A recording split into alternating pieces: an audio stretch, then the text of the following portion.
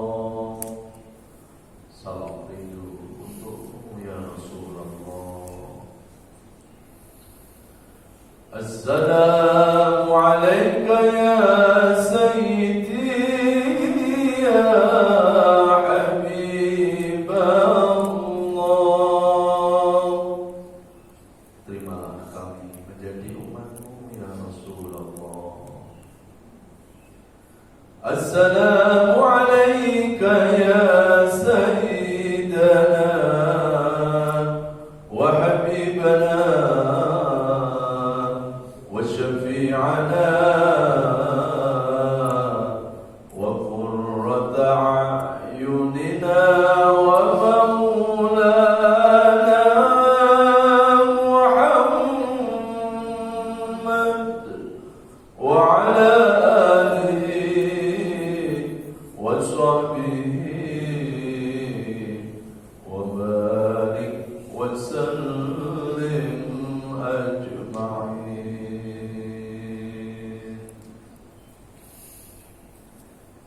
Ya Allah, sampaikan salawat salam rindu kami kepada kekasihmu Rasulullah Sallallahu Alaihi Wasallam. Ya Allah, sandingkan kami, sandingkan seluruh keluarga kami, sandingkan ayah ibu kami, kelak di akhiratmu bisa bersanding dengan Rasulullah di dalam surga, bisa bersanding dengan orang-orang yang Engkau kasih. Rabbana taqabbal mahabbatana ila Rasulika al-karim. Al-Fatihah. A'udzu billahi minasy syaithanir rajim.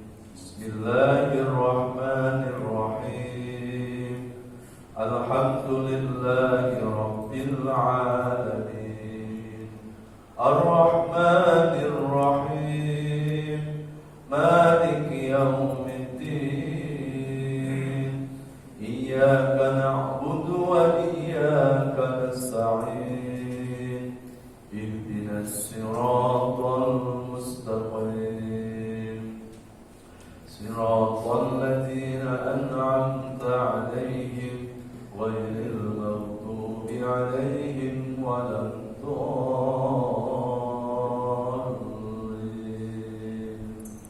Amin. Assalamualaikum warahmatullahi wabarakatuh. Alhamdulillahirabbil alamin. Allahumma shalli ala Muhammad wa ala alihi wa sahbihi wa barik wa sallim ajma'in. Rabbi zidna ilma wa akhidna bis-sholihin wa tawaffana muslimin. Amin ya rabbal alamin. Bapak Ibu jamaah salat subuh yang dirahmati Allah.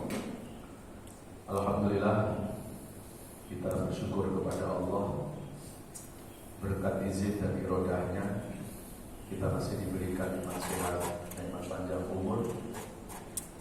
Semoga nikmat sehat dan panjang umur ini bisa kita manfaatkan untuk memperbaiki diri kita, untuk beribadah, mendekatkan diri kepada Allah Subhanahu wa Ta'ala. Amin ya Allah ya Rabbal alamin.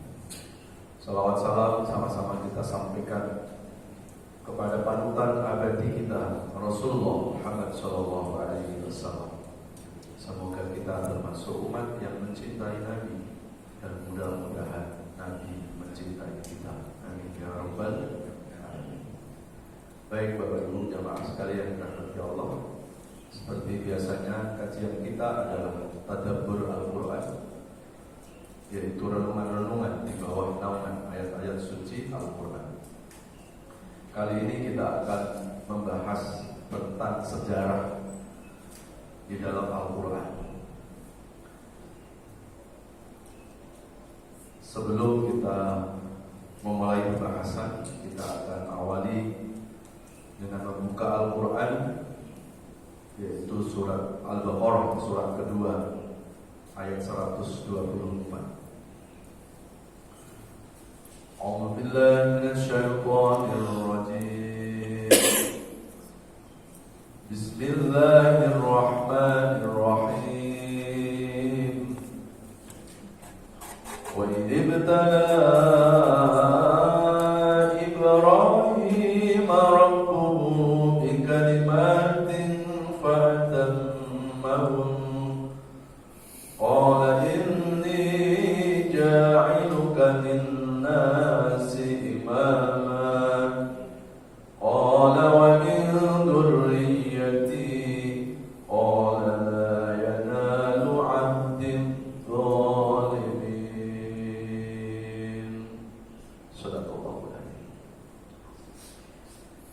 Ayat ini menjelaskan tentang sejarah atau tentang profil dari Nabiullah Ibrahim alaihissalam.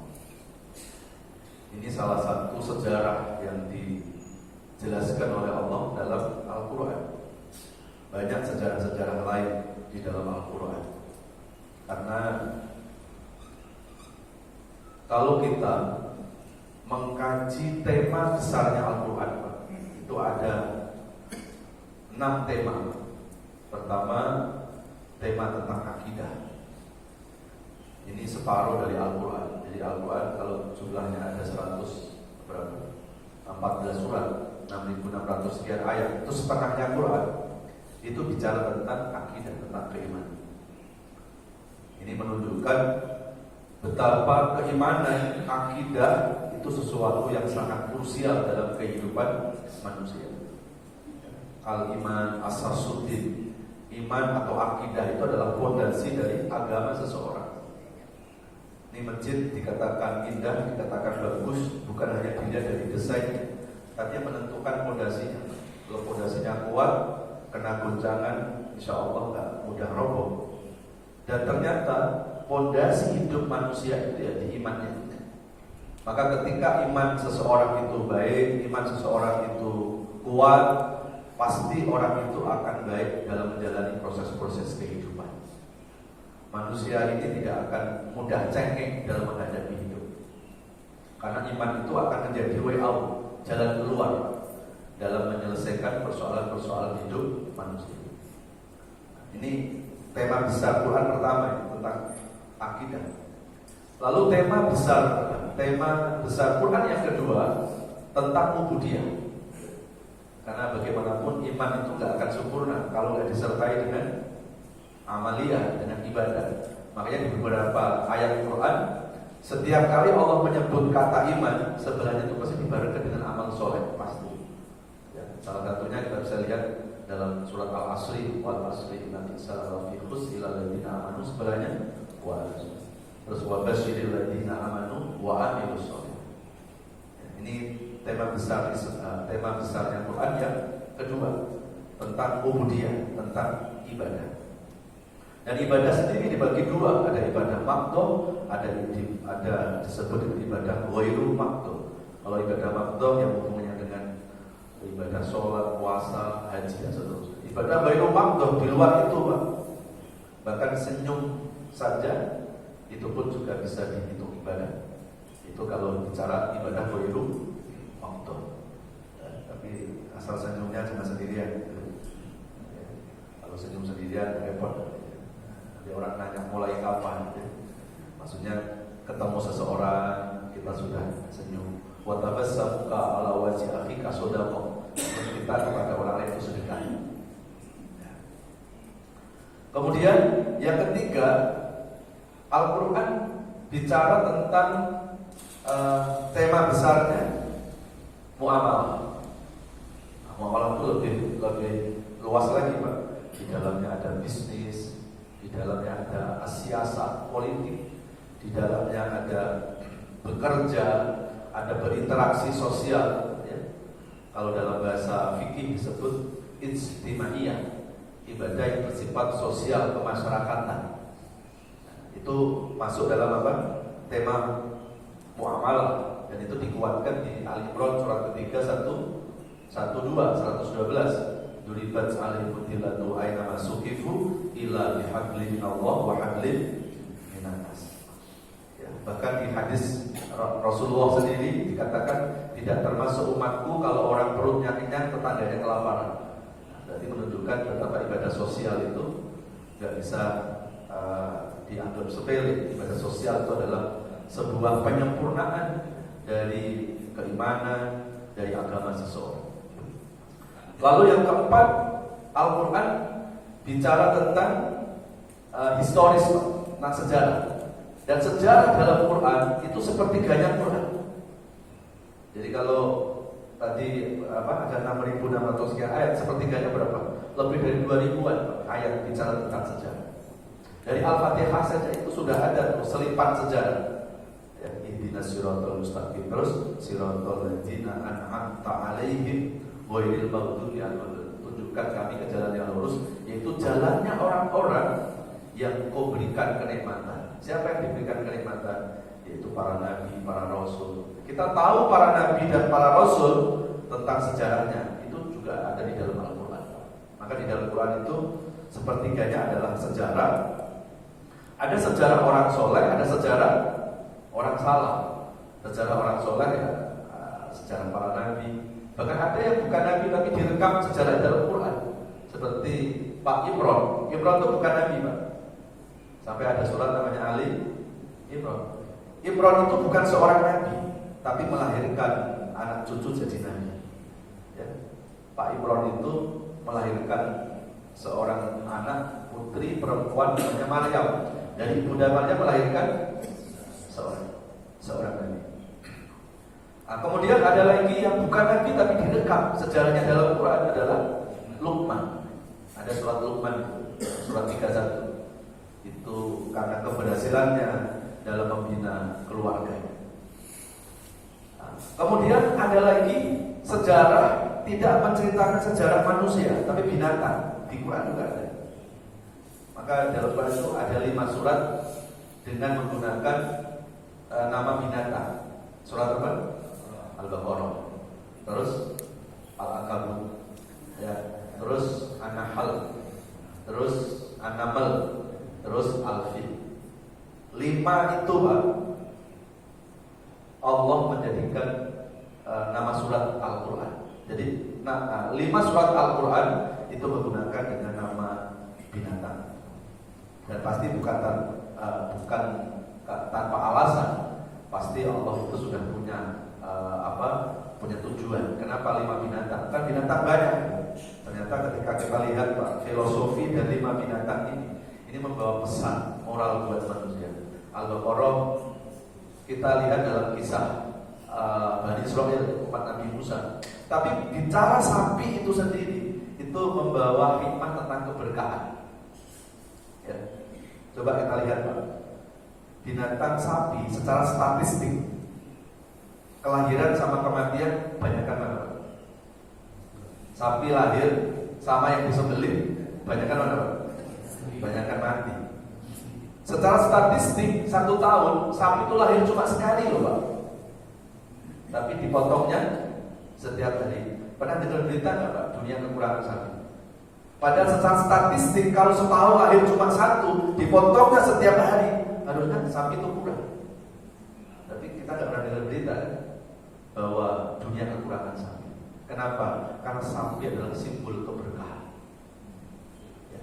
Jadi kalau berkah walaupun sedikit kelihatannya pasti cukup, yaitu sapi. Ya. Nah, itu ada surat namanya Al-Baqarah. Kenapa sapi itu berkah? Ya, karena sapi salah satu binatang yang banyak memberi manfaat buat manusia. Jangankan dagingnya, Pak, kotorannya aja manfaat, Pak.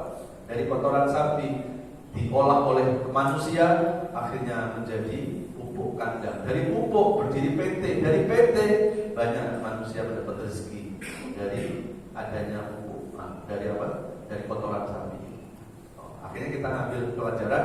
Oh, berarti kalau mau mendapat hidup yang berkah, mengambil dari pelajaran sapi, Pak, ya jadilah hidup yang memberi manfaat buat orang lain. Itulah keberkahan. Ya. Lalu ada salat Al-Baqarah, Pak. An-Naml kalau kita buka dalam sejarah, ini dikaitkan dengan sejarah Nabi Sulaiman alaihissalam. Jadi waktu Nabi Sulaiman mau berdakwah ke Ratu Balqis, Pak, lewat di sebuah jalan itu ada pasukan semut. Lalu rajanya semut bilang, wahai semut-semut, minggir kamu, minggir. Ini Nabi Sulaiman mau lewat. Karena semut ini ikut membantu dakwah Nabi Sulaiman, akhirnya direkam, diabadikan semut itu menjadi nama surat Al-Quran. Nah, pelajaran hikmahnya apa nih, Pak? Semut saja membantu, ikut andil dalam dakwah, membantu dakwah Nabi Sulaiman, akhirnya diabadikan ya dalam Al-Quran, bahkan dijadikan nama surat. Ini menjadi pesan, menjadi nasihat buat kita. Bagaimana kalau seseorang itu mau berdakwah?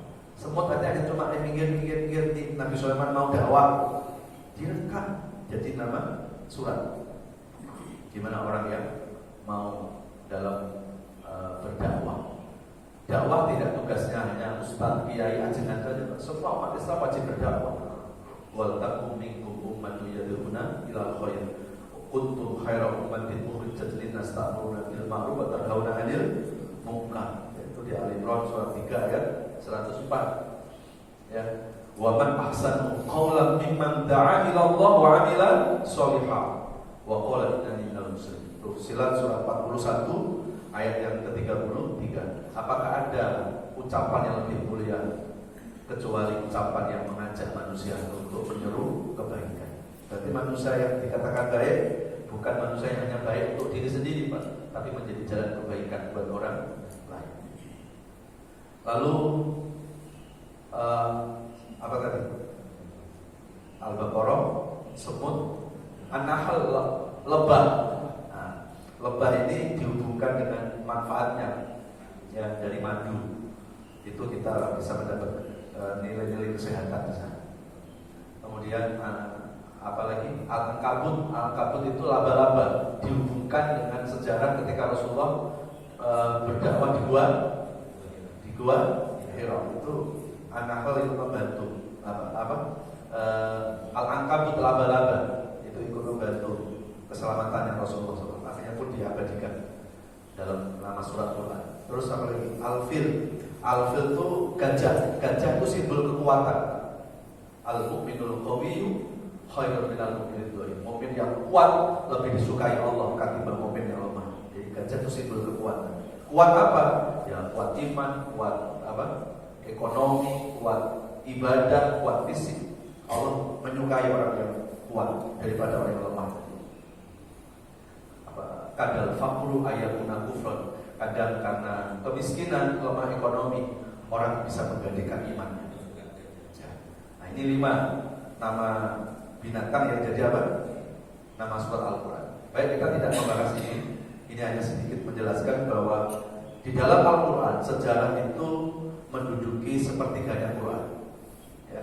Nah, kita akan membahas tentang sejarah Nabi Ibrahim alaihissalam. Kalau kita buka di dalam Al-Quran, nama Nabi Ibrahim itu menjadi viral, bahkan menjadi trending topic, Pak. Sampai ada surat Ibrahim dan hampir semua surat, Pak, itu pasti, ya, pasti mengutip, ya. Tadi Ustaz sudah ada 6. Tentang apa tadi ya? Tema besarnya Quran, sorry. Akidah, ya, betul. Bahagia, Ya.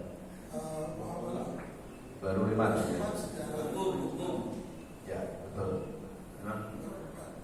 Emang saya sengaja, Pak, ngantuk apa enggak ternyata. Susahnya kalau ngaji gak ada yang ngantuk ya. Ustaznya kurang sedikit ternyata langsung tahu. Jadi, ya. 5 sudah tadi ya? Sebentar. Tentang ulang ya. Tentang akidah yang pertama, kedua tentang ibadah, tentang muamalah, tentang historis. Oke. Yang 5 tentang akhlakul karimah, etika. Ya. Bahkan di Al-Quran sendiri itu, Pak, ada ayat yang sangat-sangat sering, kadang isinya ayat ini, Pak, saya disepelekan. Ini kaitan dengan akhlak. Itu ada di surat Al-Mujadilah surat 58 ayat 11. Ya ayyuhalladzina amanu idza qila lakum tafassahu fil majalis fafsahu yafsahillahu lakum wa idza qila suzu famsuzu yarfa'illahu alladzina amanu minkum wal ladzina utul ilma darajat wallahu bima ta'malun khabir. Itu akhlak di surat Al-Mujadilah ayat 11. Wahai orang-orang beriman, ketika kita datang di sebuah majelis, Pak, maka lapangkanlah majelisnya orang lain. Kalau kita melapangkan majelis itu tempat duduk ya, Pak, tempat duduknya orang lain, maka kita akan dilapangkan oleh Allah Subhanahu wa ta'ala. Jadi melapangkan duduknya orang lain, Pak, itu akan menyebabkan Allah melapangkan hati kita, melapangkan hidup kita. Ini kan akhlak, ya. Dulu orang-orang Arab itu, Pak, kalau datang ke satu tempat, itu dia hanya memikirkan duduknya sendiri, Pak. Udah badannya besar kayak kulkas itu kan. Orang lain kadang nggak dipikir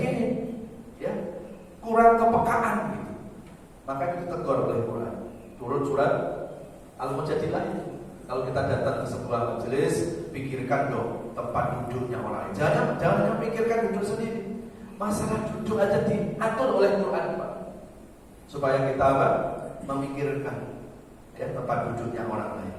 Berlapang-lapanglah duduk untuk orang lain. Dan ini kan sebetulnya bukan untuk orang Arab. Ini juga bisa kita amalkan, Pak.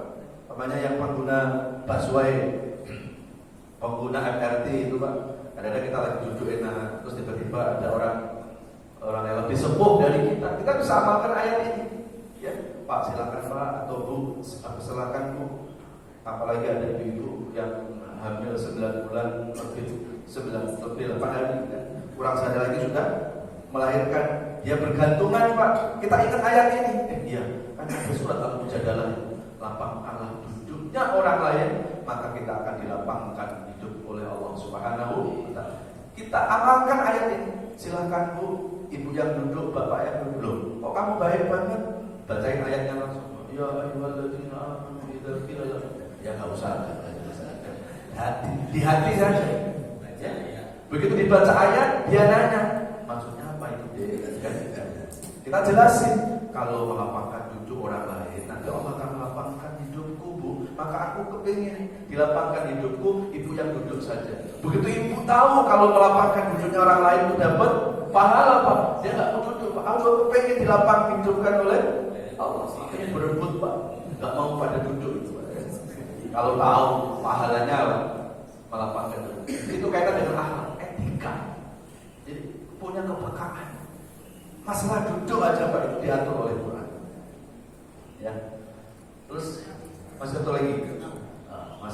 Yang keenam adalah al-hukuman, tentang hukum. Hukum di sini jangan langsung kita bicara, oh berarti hukum syar'i saja. Enggak. Di Quran itu bicara hukum tentang apa? Hukum kisos ada, hukum perdata juga ada, hukum pidana juga ada. Ya, hukum waris itu kan kaitan dengan perdata. Hukum pidana salah satunya contohnya adalah kisos. Maka kaitan dengan hukum pidana Allah turunkan surat An-Nisa, ya, surat 4 ayat 58 itu. Ya. Innallaha ya'murukum an tu'addul amanati ila ahliha wa idza hakamtum bainan nas an tahkumu bil 'adl. Ini para lawyer, para jaksa, penegak hukum harus baca ayat ini, Pak. Innallaha ya'murukum an tu'addul amanah. Allah itu menyuruh kita untuk amanah. Lalu apa? Wa idza hakamtum, ketika kita menghukumi urusan perkara bainan nas an tahkumu bil 'adl. Tegakkan hukum itu dengan seadil-adilnya. Ya, jadi tidak hukum itu pandang bulu. Karena kalau hukum pandang bulu, yang beruntung nanti pasti yang banyak bulunya. Yang banyak bulu apa? Karpet kan. Jadi itu kaitan hukum pidana An-Nisa ayat 58. Lalu kaitan dengan hukum perdata, salah satunya adalah hukum waris. Kemudian ada utang piutang. Utang piutang itu selembarnya Quran, Pak. Di Al-Baqarah berapa itu? 282 kalau nggak salah ya. 282 itu bicara tentang utang piutang, satu muka Quran. Ya ayyuhalladzina amanu idza tadayantum bidainin faktubu wal yashhadu bainakum katibun bil 'adl. Itu wahai orang beriman, ketika kita transaksi utang piutang maka tulislah, kemudian hadirkan saksi. Dulu kan belum ada notaris, Pak. Jadi notaris itu lahirnya dari ayat ini. Sekarang tidak perlu kan, Pak? Tolong ditulis, bawa aja ke notaris. Ya. Jadi para notaris harus terima kasih itu sama Quran. Karena notaris itu sebetulnya, Pak, inspirasinya itu lahir dari Al-Baqarah. Nah itu bicara tentang hukum. Jadi 6 tema besarnya Quran. Ya, baik ya, kita tidak akan bahas 6-6-nya, tapi kita bahas salah satu dari tema besar Quran adalah tentang sejarah. Ya. Sampai di Quran ada surat 28. Surat 28 itu namanya surat apa? Al-Qasas, tentang kisah, tentang sejarah. Nah, kita akan membahas sejarah Abul Anbiya wal Mursal, sejarah bapaknya para nabi dan bapaknya para rasul. Siapa itu Pak? Nabi Ibrahim alaihissalam. Jadi Nabi Ibrahim itu dalam sejarah itu disebut dengan Abul Anbiya wal Mursalin, bapaknya para nabi dan bapaknya para rasul. Terus Nabi Ibrahim juga disebut dengan Abdul Tauhid, bapaknya keimanan. Ketiga, Nabi Ibrahim juga disebut dengan Abul Ibtilah. Abul Ibtilah itu apa? Bapaknya ujian, bapaknya cobaan. Ntar kita bahas. Terus ada lagi Nabi Ibrahim dalam sejarah juga disebut apa? Khalilullah, kekasih Allah. Ya. Inilah gelar yang disematkan kepada Nabi Ibrahim AS. Kita akan mengkaji yang pertama dulu. Ibrahim itu dalam sejarah disebut bapaknya para nabi dan bapaknya para rasul. Kenapa kok disebut bapaknya para nabi dan bapaknya para rasul? Ternyata Pak, hampir sebagian besar anak cucu Nabi Ibrahim itu menjadi nabi dan rasul. Maka disebut apa? Bapaknya para nabi dan bapaknya para rasul. Kan kalau kita buka sejarah, Nabi Ibrahim menikah pertama dengan ibu Sarah.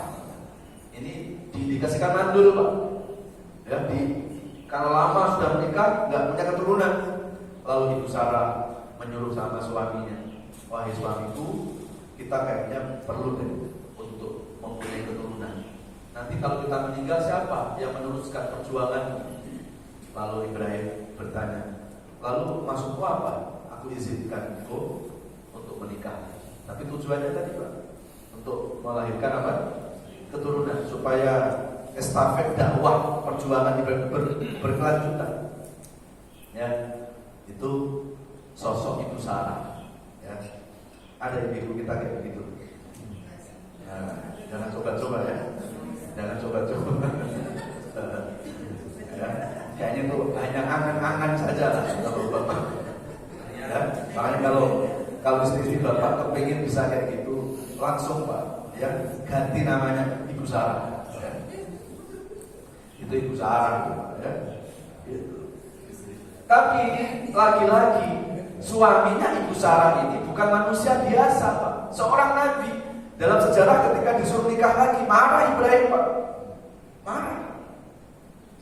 Ya, ini jangan coba gitu ya. Kalau suami itu nggak mungkin marah, langsung Al-Fatihah.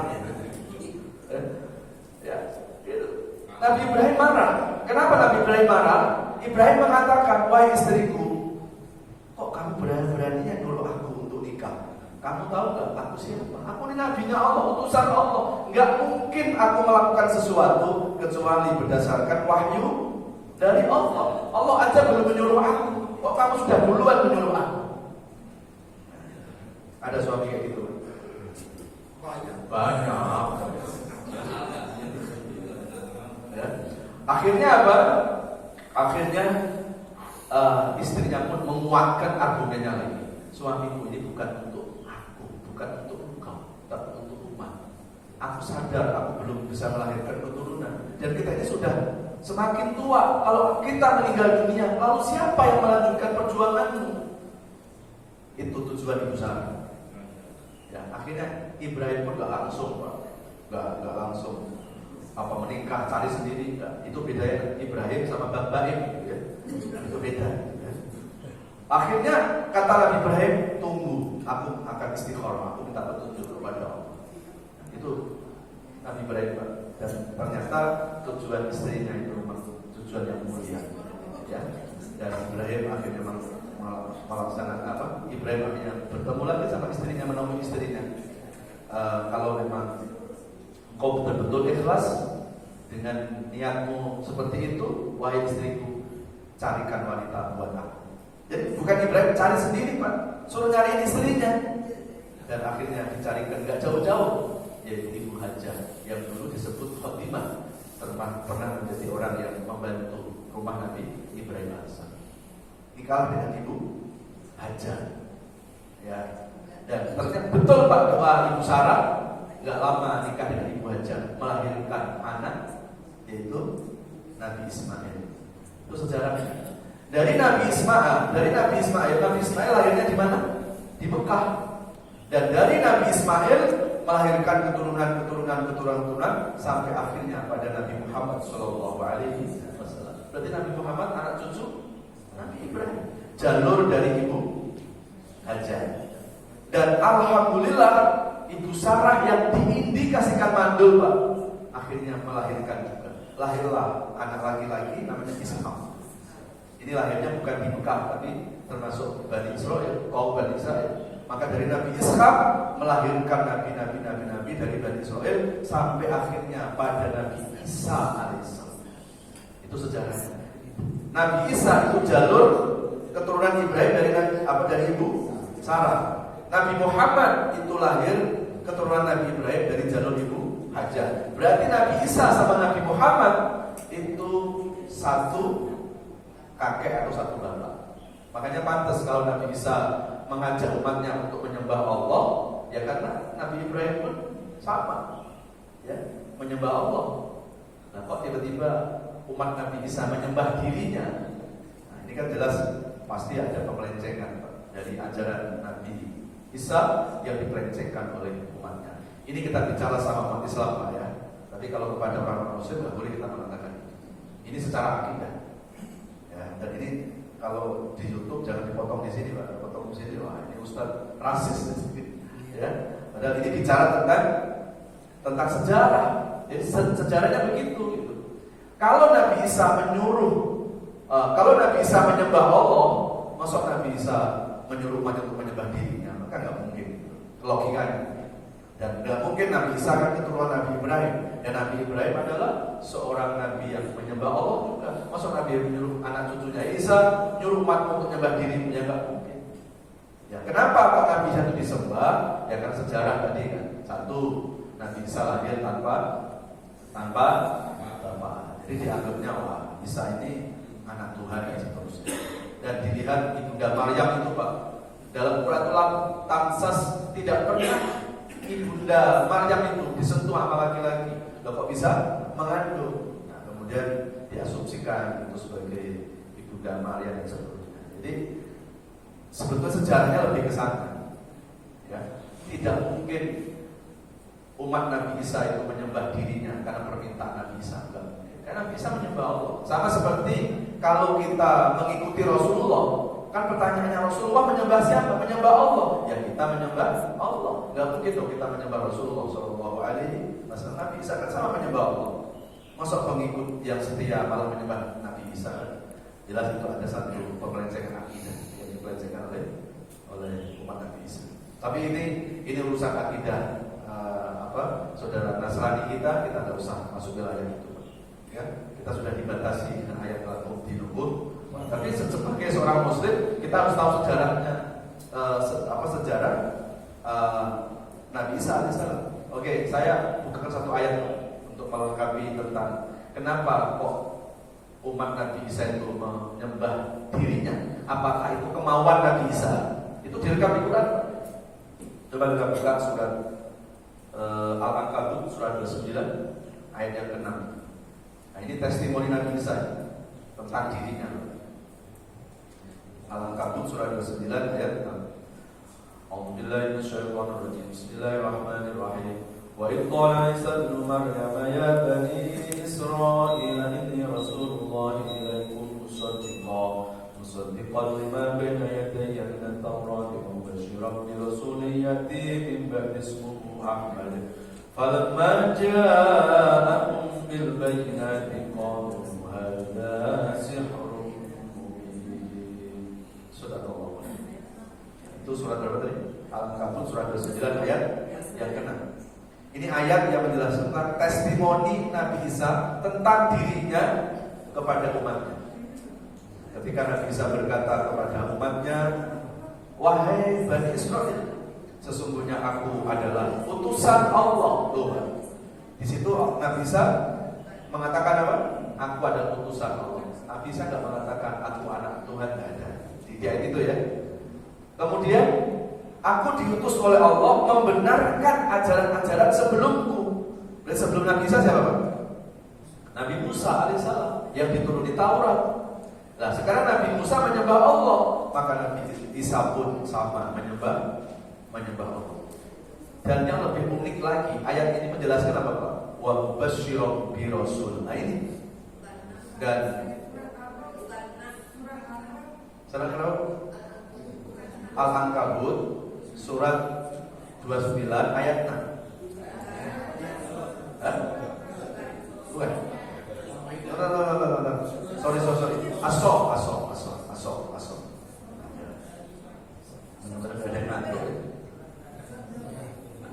Asof surat 61. Sorry.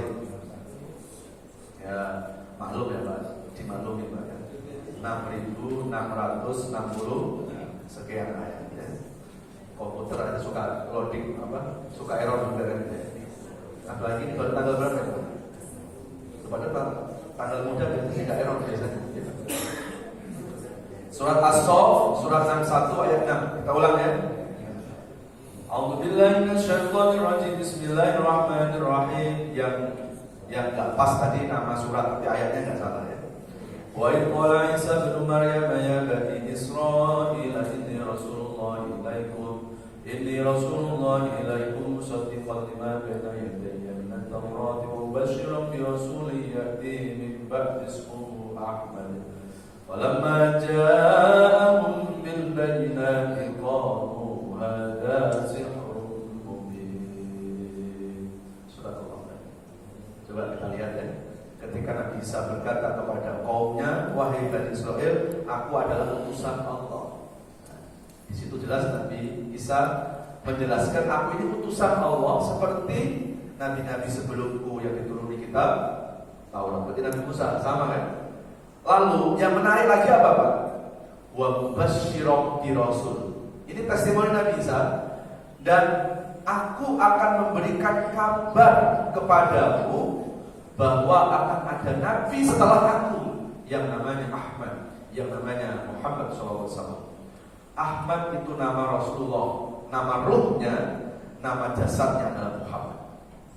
Maka Ahmad itu sudah diciptakan sebelum Allah menciptakan dunia ini. Itu nama ruh Rasulullah SAW. Nama jasadnya Rasulullah ya Muhammad itu nama jasadnya.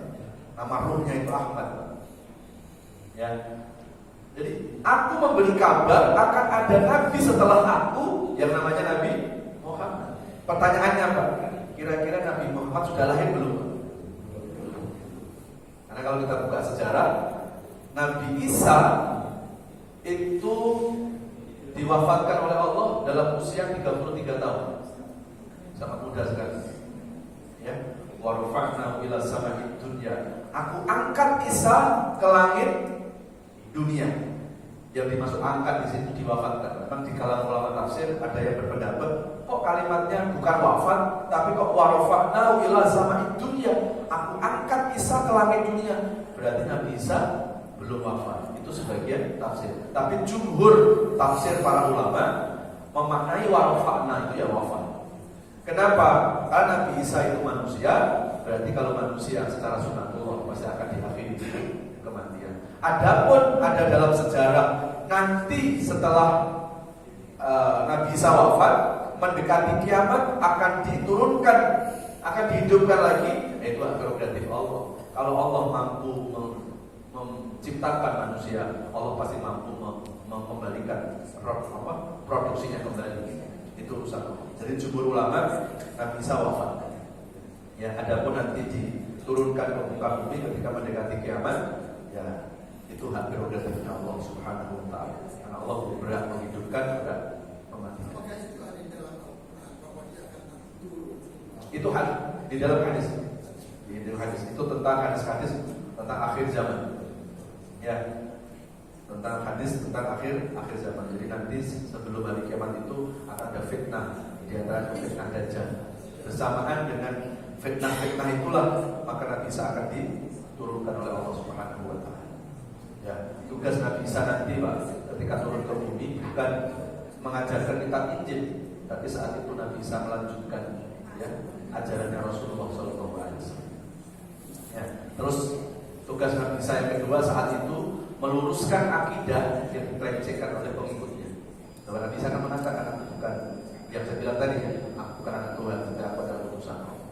Itu nanti Nabi Isa akan meluruskan akidah yang dibacakan oleh umat ini. Nah, lalu Nabi Isa wafat dalam riwayat usianya 33 tahun. Setelah 33 tahun Pak Nabi Isa wafat, itu menurut riwayat hampir 700 tahun dunia tidak ada kenabian. Lahirlah Rasulullah setelah 700 tahun. Berarti saat Nabi Isa mengatakan bahwa akan ada nabi setelah aku yang namanya Nabi Muhammad, ya boro-boro Nabi Muhammad, orang tua Nabi aja belum lahir. Dan itu salah satu mukjizat dari Nabi Isa alaihissalam. Nah, sekarang gini, pertanyaannya, setelah Nabi Muhammad itu lahir, kira-kira pengikut Nabi Isa mempercayai nggak tentang keberadaan Nabi Muhammad itu seorang nabi? Ternyata pengikutnya tidak. Bahkan mengatakan ada sihrum yang lahir itu tukang sihir, kata umat Nabi Isa. Nah, makanya kalau Injil yang asli, Pak, ya pasti memuat pernyataan Nabi Isa seperti itu. Ya, iya, ya itu yang direkam dalam Quran. Makanya kan kenapa kitab Injil, Taurat, Zabur sudah tidak ada? Karena cukup dengan Allah turunkan Al-Quran. Al-Quran itu bukan kitab baru, tapi kitab yang menyempurnakan ajaran-ajaran kitab di masa lalu. Ya buat apa ada kitab-kitab sebelum Quran? Karena Quran sudah mencakup isi dari 3 kitab tadi. Maka saya tidak setuju kalau ada orang mengatakan bahwa Quran itu kitab baru. Bukan. Quran itu kitab yang menyempurnakan dari kitab-kitab terdahulu. Makanya kenapa nggak perlu ada, nggak penting harus ada kitab Injil asli, Zabur, Taurat. Dan menurut riwayat, kitab-kitab selain Al-Quran, begitu nabinya meninggal dunia, maka kitab yang diturunkan pun dicabut oleh Allah, sudah tidak berfungsi lagi. Maka turunlah Al-Quran untuk menyempurnakan kitab-kitab di masa lalu. Sama sebetulnya, kalau Al-Quran bukan kitab baru, maka Islam juga bukan agama baru. Islam itu agama yang menyempurnakan dari syariat, dari ajaran-ajaran di masa lalu. Kan ada kan dalam Injil jamaah Islam liberal mengatakan Quran itu kitab baru, agama baru. Enggak lah, bukan kitab baru. Islam juga bukan agama baru. Islam itu bukan hanya umat Rasulullah, Pak. Nabi Adam pun sudah Islam. Ya, jadi penyempurna dari ajaran-ajaran di masa lalu. Itu kalau kita bicara tentang sejarah. Jadi kalau kita lihat di surat berapa tadi? Al-Ankabut, As-Sof, surat 61 ayat yang ke-6, maka jelas bahwa Nabi Isa tidak pernah menyuruh umatnya untuk menyembah dirinya. Ya. Lalu kenapa kok umatnya menyembah diri Nabi Isa? Dan ini wilayah akidah saudara kita di luar sana, biarkan itu mengikuti keyakinan mereka. Kita nggak usah masuk di wilayah-wilayah akidah. Tapi kita sebagai seorang Muslim perlu tahu sejarah. Itu sejarah yang diungkapkan tentang keberadaan Nabi Isa alaihissalam. Oke ya. Lalu yang kedua, Nabi Ibrahim itu disebut dalam sejarah selain bapak para nabi dan bapak para rasul apa tadi?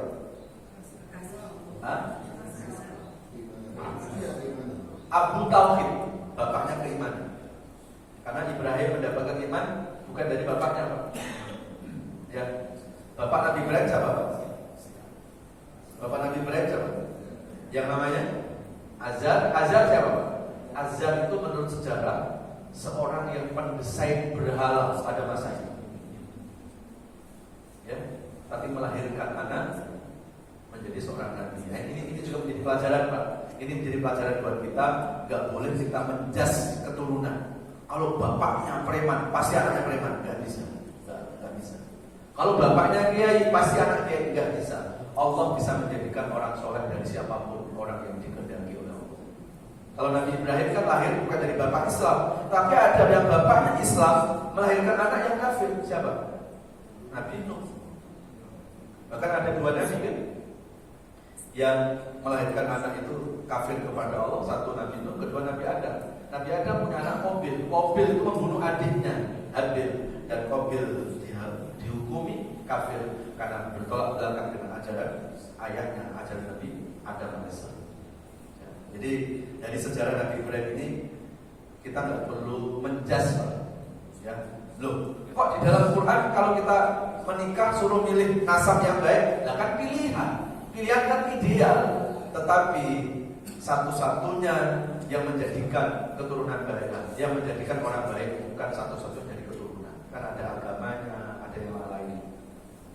Kalau suruh milih apa namanya? Kalau dalam bahasa Jawa istilah bobot, bibit, ya, itu bukan menjadi satu-satunya prioritas, ya. Karena di dalam sejarah, ya Nabi Ibrahim itu dilahirkan bukan dari orang tua yang muslim. Tapi kalau Allah berkehendak, ya Allah bisa saja. Ini kalau Bapak Ibu mau tahu orang tua Nabi Ibrahim, coba dibuka di Al-Quran surat At-Taubah surat 9 ayat 113. Ini tentang profil dari ayah Nabi Ibrahim. At-Taubah surat 9 ayat 113. 114 ya. A'udzubillahi minasyaitonir rajim. Bismillahirrahmanirrahim.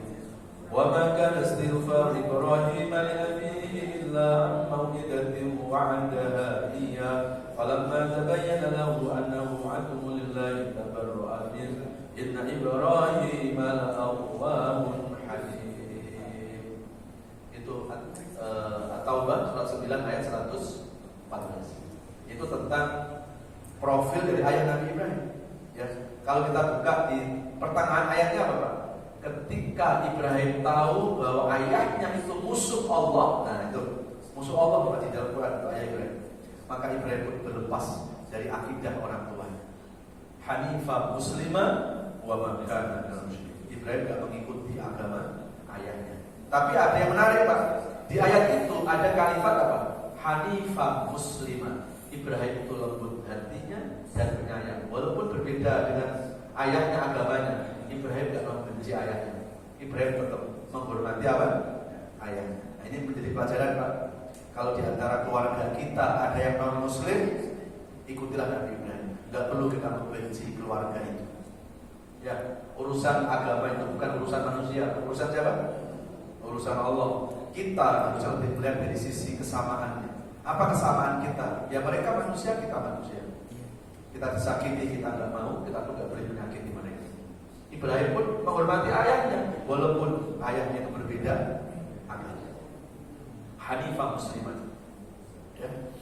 Lalu kalau ayah Ibrahim bukan beragama Islam, dari mana Ibrahim bisa menemukan Islam, bisa menemukan keimanan Pak? Ini ada proses perjalanan spiritual Ibrahim. Perjalanan spiritual Ibrahim itu direkam di Quran. Salah satunya bisa dibuka di surat Al-Baqarah surat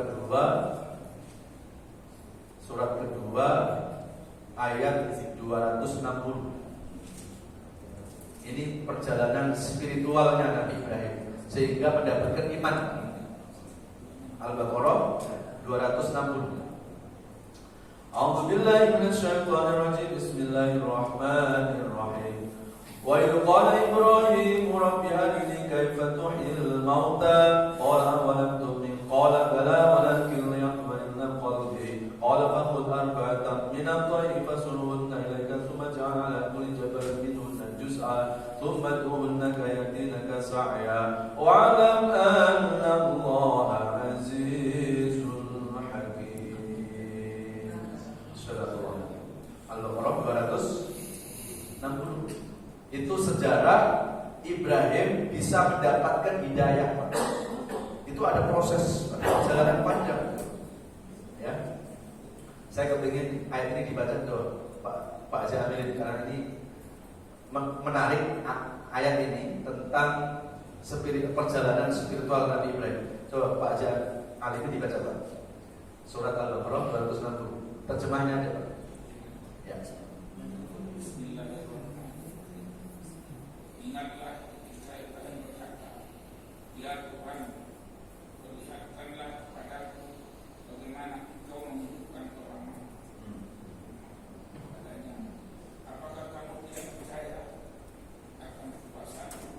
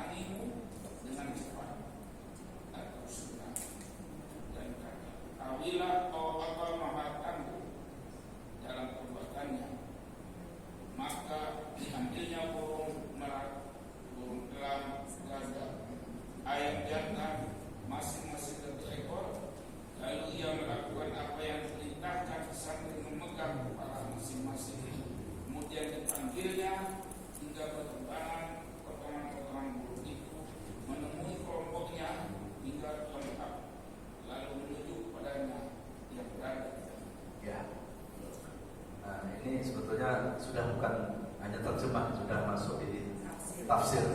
Ini nggak apa-apa. Kalau nggak salah itu sudah masuk di tafsir dari Buya atau dari Buya Hamka. Ya wajar kalau dari Buya Hamka, pan ya. Jadi itu salah satu tafsir dari Buya Hamka. Jadi kalau kita lihat di ayat tadi Pak, apa berapa tadi? 260. Ini detik-detik Nabi Ibrahim mendapatkan hidayah. Jadi sebelumnya belum beriman kepada Allah. Lalu Ibrahim dialog sama Allah dalam hatinya. Wahai Tuhan, Engkau ada nggak sih? Engkau ada nggak sih? Ya. Terus dijawab lagi, ya aku ada. Apa kamu nggak beriman? Apa kamu nggak yakin? Yakin sih, tapi biar aku lebih matang lagi. Buktikan dong kalau Engkau ada. Lalu Allah menyuruh ambil beberapa burung. Ambil beberapa burung. Lo ibadah langsung ambil beberapa burung. Terus sembelih burung itu, cincang-cincang tubuhnya, buang ke seluruh penjuru arah, tinggalkan sisanya, kepalanya saja. Taruh di atas bukit, lalu kau panggil Ibrahim. Burung, tadi ada burung elang teman-teman. Hai burung, kembalilah kamu. Langsung yang namanya sayap-sayap burung yang cincang-cincang tadi itu kembali ke kepala burung. Dan hidup burung itu. Di saat burung itu hidup terbang, langsung Ibrahim itu sujud di hadapan Allah dan seraya berkata, Inni wajjahtu wajhiya lilladzi fataras samawati wal ardh hanifan musliman wa ma kana. Yang kita baca di saat sholat itulah pertama kali yang Nabi Ibrahim baca ketika Ibrahim mendapatkan hidayah. Itu sejarah Ibrahim mendapatkan keimanan. Ini menjadi pelajaran bahwa hidayah itu tidak mungkin ujuk-ujuk datang sendiri. Memang perlu diikhtiar, perlu dijemput. Ibrahim kalau mengikuti ayatnya ya tidak mungkin beriman Pak. Ibrahim mencari kebenaran. Akhirnya Allah tunjukkan kebenaran. Ya. Nah itu sejarah Ibrahim mendapatkan hidayah dari Allah. Oke ya. Terus 2 dan 3 tadi apa? Ibrahim disebut Khalilullah, kekasih Allah. Ibrahim disebut dengan apa tadi? Abu Talib sudah ya. Terus Ibrahim yang berikutnya disebut dalam sejarah sebagai Khalilullah, kekasih Allah. Kenapa Ibrahim disebut kekasih Allah? Karena Ibrahim dipastikan bisa melewati berbagai macam ujian. Ya, maka Ibrahim pun disebut dengan Abul Ibtila, bapaknya cobaan, bapaknya ujian. Ujian pertama apa? Ujian pertama Ibrahim disuruh sunat, disuruh khitan. Itu pertama kali khitan itu adalah Nabi Ibrahim. In awhayna an attabi millata Ibrahim hanifa wa ma kana minal musyrikin. An-Nahl surah 16 ayat 123. Itu kita disuruh untuk mengikuti ittiba milah Ibrahim. Di antaranya khitan. Ada yang mengatakan saat Ibrahim disuruh khitan, Pak, usianya itu 80, ada yang mengatakan 90 tahun disuruh khitan. Ujian pertama. Apakah Ibrahim menolak perintah khitan? Ibrahim pun melakukan. Sudah ada dokter belum Pak? Sudah ada laser belum Pak? Pakai apa kira-kira? Golok? Nggak bisa Pak. Nggak bisa. Harus dilindes kereta nggak bisa. Ibrahim pun melakukan itu. Dan ternyata apa yang diperintahkan Allah itu memang baik buat kesehatan. Itulah bukti aturan Allah. Bahkan di Amerika sendiri kalau kita lihat membaca berita-berita di Amerika yang negara bukan mayoritas Islam, 99% laki-laki yang dihina. Ketika ditanya, loh Anda kan bukan Muslim, kenapa Anda khitan? Ini baik buat kesehatan. Inilah bukti janji Allah. Maka jalani perintah Allah, tidak usah kita mengotak-atik kenapa ini, jalani saja. Dan hasilnya nunggu proses. Kalau wanita hukumnya sunat, nggak wajib kalau untuk wanita. Hanya untuk laki-laki saja. Ya, dari kalau untuk ibu nggak harus ya. Jadi nggak usah Pak Anies nanti dulu istri suruh sunat, nggak usah. Karena itu tidak wajib. Ya, kalau hanya untuk laki-laki saja, hanya untuk laki-laki saja. Apa yang wajib? Ya. Nah, itu ujian Ibrahim pun melaksanakan itu. Ujian berikutnya apa Pak? Ujian berikutnya lama nikah diberi keturunan. Sudah diberi keturunan, Ibrahim Ismail baru lahir di tengah padang pasir, diuji lagi tinggalkan anak istrimu di padang pasir Ibrahim. Coba bayangkan, anak yang ditunggu-tunggu puluhan tahun baru lahir di tengah padang pasir, suruh tinggalin. Dan Ibrahim pun langsung berdoa kepada Allah, ya Allah, inni askantu min dzurriyyati biwadin ghairi dzi zar'in inda baitikal muharram. Aku tinggalkan anak istriku di tengah padang pasir, Engkaulah yang menjaga kehidupan. Ibrahim tinggalkan. Ujian yang berikutnya, Pak, lama meninggalkan anak istrinya. Bahkan disebutkan di surat As-Saffat surat 37 ayat 102, ketika falamma balagha ahli sa'ya, ketika Ismail itu usianya sudah remaja, berarti sudah belasan tahun, Pak, baru ketemu anaknya satu hari, Pak, malam dimimpikan oleh Allah, sembelih anakmu wahai Ibrahim. Ya, suruh nyembelih anak, Pak. Baru pertama kali peristiwa orang tua suruh nyembelih anak, ya ujian Nabi Ibrahim. Ya, untuk orang tuanya Nabi Ibrahim. Kalau kita sanggup apa? Atau kitanya sanggup, anak kita mau nggak? Pasti kalau anak kita ngomong gini, Pak, nggak salah Pak, Bapak lebih tua, kenapa saya duluan? Bukannya orang tua menyembelih anak, anak menyembelih orang tua. Dan itu direkam oleh Allah di As-Saffat surat 37.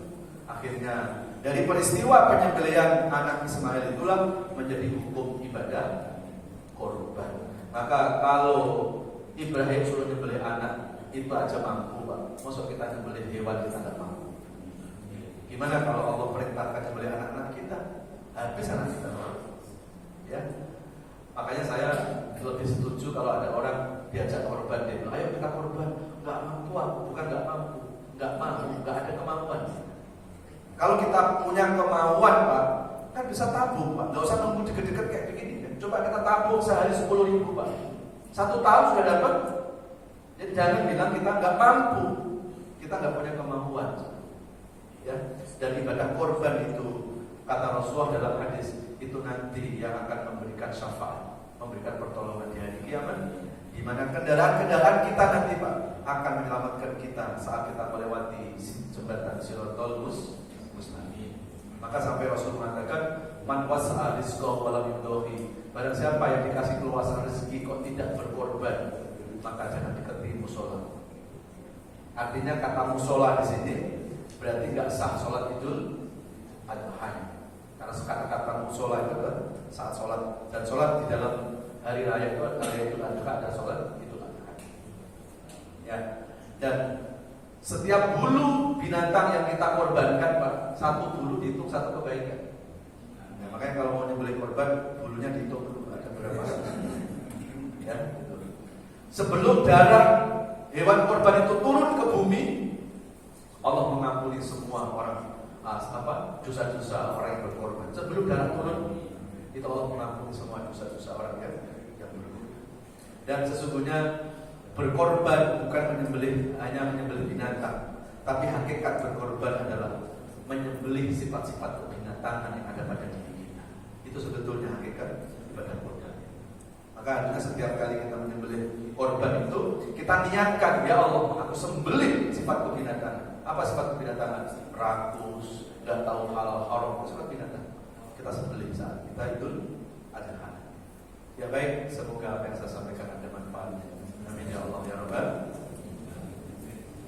Ini sekelumit tentang sejarah Nabi Ibrahim yang direkam di dalam Al-Quran. Mari kita berdoa kepada Allah. Alhamdulillah. Pak Ali mau doa sekarang mana? Mau doa sekarang mana? Mau doa apa sekarang? Mau doa nanti apa sekarang? Oh boleh.